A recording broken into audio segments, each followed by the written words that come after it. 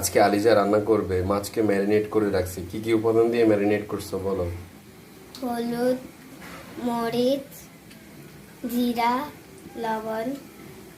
প্রয়োজনীয় উপাদান দিয়ে মাছকে ম্যারিনেট করে রাখা হয়েছে এবং পরবর্তীতে মাছটাকে ফ্রাই করা হবে এবং ভুনা করা হবে। আজকে ঘি দিয়ে আসলে চিংড়ি মাছকে ফ্রাই করা হবে, সেই জন্য আমরা ঘি দিয়ে দিচ্ছি। হ্যাঁ, তেলে হালকা পরিমাণে। এগুলা কি করা হচ্ছে আলিজা? ফ্রাই। মাছগুলাকে ফ্রাই করা হচ্ছে, তাই না? আচ্ছা, মাছগুলাকে ম্যারিনেট করে রাখা মাছগুলাকে এখন ফ্রাই করা হচ্ছে।